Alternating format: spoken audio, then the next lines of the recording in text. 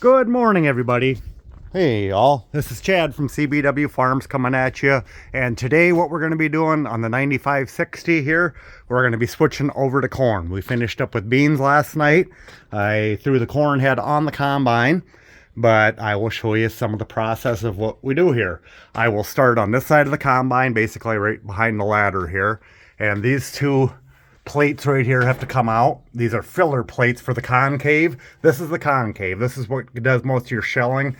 And underneath here, there's a rotor. See that shiny piece there? That's what the big piece inside the combine that spins around and does the thrashing for you.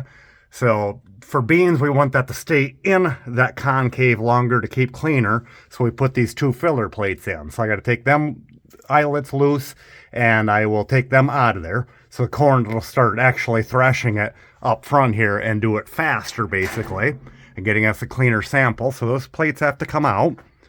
And then that's what I got to do underneath here. Put the covers back on, which would be these plastic covers here that look just like those under there. And we kind of inspect everything. Here's your unloading auger chain.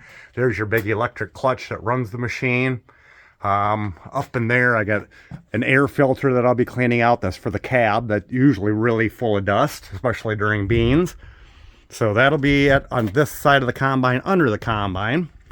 And then we'll come up in front of the ladder, or basically under the cab. And if you see back in here, got a couple grease fittings that we grease quite often that are sticking up right there. It's got to be turned a certain way so we can reach them.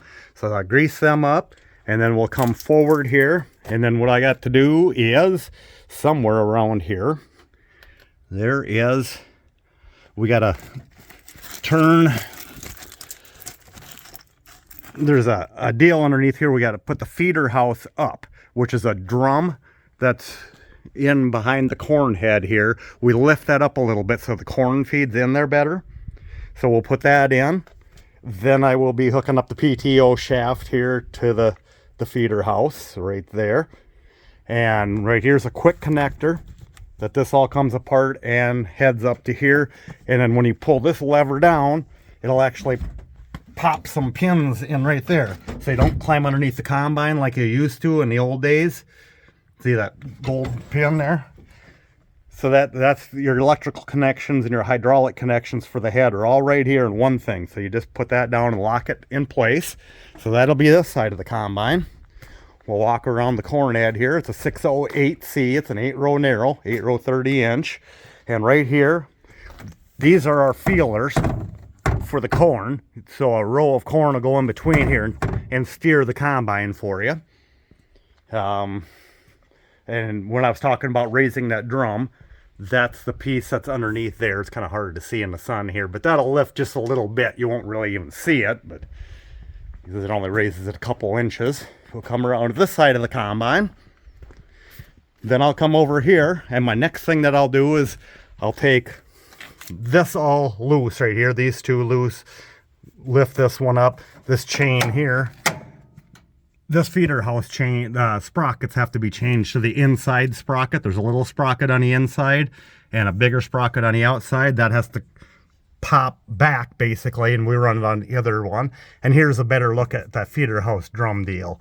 Just a little clip you pull here and then you flip that handle up. And that'll raise that feeder house. So then we'll tighten that chain again. Then I'll come here and this handle here, I'll loosen this.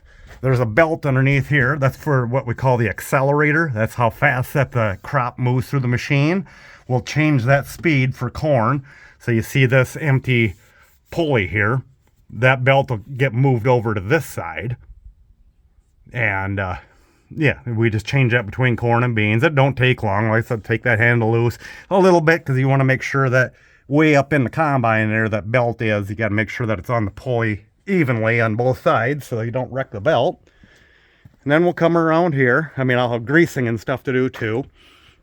We'll come over here. My next step I'll do is this lever here just gets moved up for corn.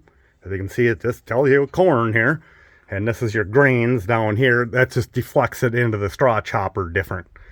And we don't need as much going into the chopper, so that'll kind of slow things down. So more of the cobs will fall underneath than all through there. And then this bolt right here, underneath here, these are knives that do the cutting of the straw. We don't use them for corn because you don't want to wreck them with the cobs, because we put all new knives in this year. They're up inside of here, and this piece, the big piece here, will just fall down a couple inches. You know, the slot here, you just move it down to the bottom hole. So we take the knives out, and normally we move these fins. Right now I got these fins in the back of the straw chopper set for 20 foot, which is these slots up in here. You can move them wider. Normally I'll move them wide open for the corn, or for the bean head, but this year I didn't, or this time around I didn't do that because we had so much more wind. I kept it at 20 foot. And when we had our 6-row corn head, we'd move them all the way in, move these fins as narrow as they would go so they won't throw the cobs into the first row that's standing next to you yet. But right now, so I can leave them where they're at. And then the last thing that I'll have to do to get ready is this belt here. This is the straw chopper belt. We can slow that straw chopper down because we're not going to be chopping anything. We're just going to be spreading with it. So you can see there's a double wide pulley here and 2 pulleys up in here. Just got to move this belt over, which again, there's just a handle here that loosens that belt up, and just move it over. I mean, there's not much to it. So all in all, it'll probably take me about an hour to get this all set up for corn and ready to go, and that, I guess, and close everything back up. I want to do some greasing and clean the engine air cleaner as well, which is way up on top of the combine, you know, by the motors way in the back here. So, but no, hopefully here in a couple hours we'll be combining corn, and I can get you guys a video of what we're actually doing. But I just wanted to show you a little bit of the setup in between beans and corn. And we just kind of do the reverse when we go to beans, I guess. And other than there's settings up in the monitor, up in the cab too, and getting speeds changed. And I guess I can show you one more thing here, if we can see it. Let's go here. This is what does your actual cleaning, your final cleaning. There's a light switch here. These are your sieves that are inside the combine. So when we talked about plugged up sieves or something like that, these are what sieves look like. And it just makes your kernels fall through those holes and then get re-cleaned again. And, you know, big pieces will stay on top of that. You can see there's actually a cob even in that one. But yeah, if you look back there, that's where the straw chopper is. And we got, the knives are still up yet. And there's hammers in there that hammer between those knives. That's what chops up your straw. But those knives there will be put back down. And like I say, there's a beater up here, which just kind of throws the crop to the back of the combine and just kind of keeps things feeding through. But I know it's hard to see some of the stuff in the dark. But yeah, we want to, you know, we inspect these often to make sure they're not plugged up, especially if you get into snowy conditions and stuff like that. These can ice up and make a mess out of stuff, because you want these all wide open as they can be, you know, clean as they can be.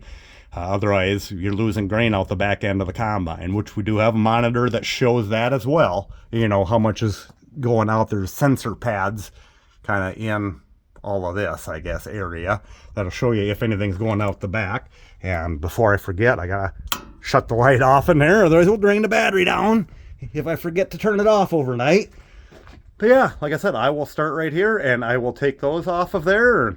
But no, if you found this at all informational, hit that thumbs up, and don't be afraid to leave a comment and share the video with your family and friends, and I will catch you all on the next one. All right, thanks. Bye-bye.